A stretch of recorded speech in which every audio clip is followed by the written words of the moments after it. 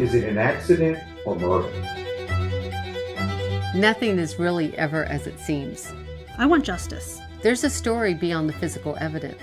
I want the victims to talk. I bring the backstory from the deceased. The little things that she was saying were like dead on. People from beyond need to tell their story. There was no way she should know that in any way. 70% of suspicious death cases turns out to be murder.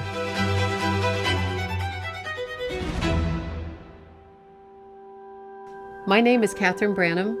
I'm a psychic medium, and I focus on conception to death, which means I see how you came into the world and how you leave the world.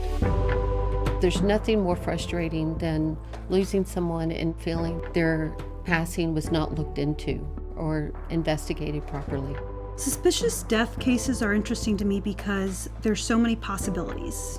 Is it a suicide? Is it accidental? There might be foul play involved. Is it actually murder? What is the motive? When I read for law enforcement, I will ask them just for the first name. Joshua is someone who, over his lifetime, committed serious crimes. We have not been able to locate him. There's several different souls coming forward that he actually killed. I tell them things that I see. Their spirit guides will point out what's truth. Your guide is saying he hasn't done all of these alone. There's a female. Where he is right now, he does fit in, and he is working out. That's really interesting.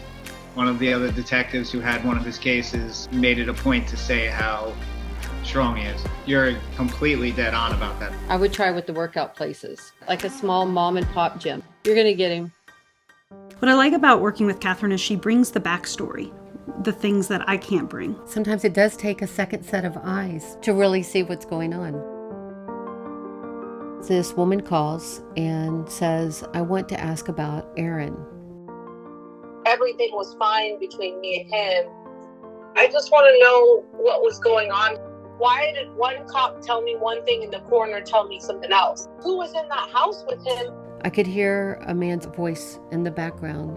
When Melanie called me, you were there with her. Wait, that was you? Yeah. Aaron was my best friend. I had told you about a guy who I believe was there with Aaron the night that he had passed. They carried his body to the bathtub to make it seem like he drowned there. He was sitting up next to the toilet because the toilet's always going to be near the bathtub. If he's defecating excretions when you die, that's what happens. Somebody moves him over to the bathtub. That makes more sense. And I know for a fact that when he left his body, he was sitting upright. Yeah. His soul went up and he was sitting upright. There's definitely some more investigating to do. Thank you for coming to my home. No problem. This is my daughter, Melanie. Melanie, I reviewed some of your documents and I want to go over them with you. They're stating that he was suicidal. No. He was making plans to come home. Then he was just gonna have a baby. He didn't have no reason to kill except my son's love life. The bond was paid for. Okay. The next day in the morning, which was the day he passed away. The deputy called me. He said, well, we found your son hanging in the cell.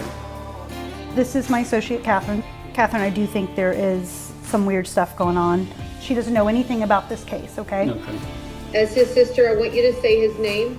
Vincent, Vincent is standing on the right side of his sister right now. before she started talking, I felt like an energy. So when she said he was standing on side of me, it was all that. His death was over something meaningless. But follow the legal paperwork you need about his passing. It was negligence. She did say a couple times that the girl's involved and that's how you're going to find them. You are not free to go. Put your hands behind your back now. She was 100% right. She already pled guilty. He's in jail in Brooklyn where he belongs. Yeah, we arrested all of them. Here is what we know tonight. We did investigate this more.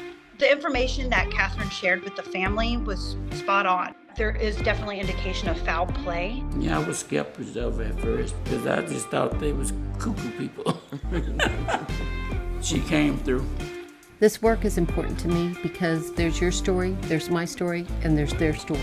It's phenomenal when the facts and what I see are able to come together. I never give up on finding the truth.